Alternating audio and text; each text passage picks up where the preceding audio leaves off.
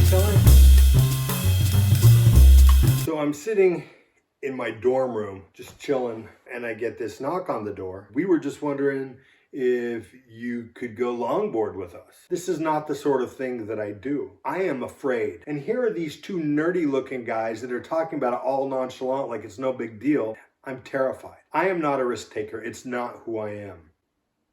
But also who I am or was, this is a little bit of a bro. I'm more afraid of telling these guys I'm afraid than I am of riding a skateboard down a mountain. And the bro inside me thinks that riding a skateboard down a mountain sounds kind of cool. So of course, being terrified, what I say once I understand what I'm about to do, cool, let's go. It's not till I'm actually standing on top of the canyon with the skateboard in my hand that I start to ask real questions. Like, how do you stop? And Brooks is all like, don't worry, man. Well, you just jump off. And like hit the ground running. Just make sure you point the board off to the side of the road so we don't lose it.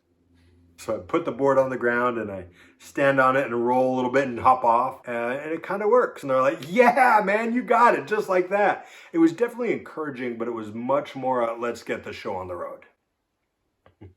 Push off for real, and I start to feel the rumble from the board on my feet, and I can't tell if it's just fear or if it's the pavement. And I turn to the left and I turn to the right, and I start to get the hang of it. I'm starting to feel it a little bit. Right about the time I'm starting to feel it is when I realize I'm about 5 times the size the guy on the other skateboard, and because of gravity, the other skateboarder is about 50 yards behind me, and so is the car and my source of light. And right about the time I realize that I'm losing the other guys is also the same time I just past the point of going a speed that I can handle. Now I know I'm about to die. My light is gone. I'm going faster than I feel I can handle. Too fast to hop off the board, because what you should really know is that I'm incredibly slow. Deceptively slow. There's no way I can run as fast as this thing is moving. So I'm looking for a plan B, and then I see it. I see it glowing in the night. On both sides of me are snowbanks. I can handle falling in a snowbank. That's not that bad. I've done that a million times. That's okay. Knowing that I'm going to crash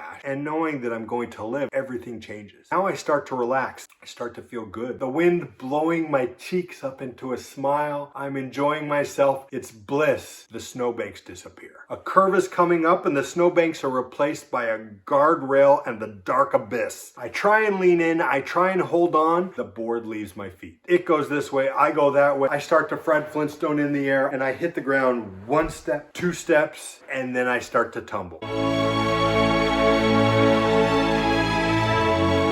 Now, if you've ever fallen, it's natural to put your hands out to stop yourself. That's a bad idea. Completely hamburger. I was picking gravel out of my hands for the next 2 weeks. Ew. That night when I got home was when my wife explained to me, after you die, if you have a chance to get into heaven, then there are 2 lines. One is the line of martyrs, cancer patients, people who died doing noble causes, young innocent children. And then in the other line is stupid white people who died doing things like hang gliding. That second line has to wait until everyone in the first line is through, or she was not going to wait for me at the end of the stupid white person line. It was 20 years ago. Hopefully I've grown.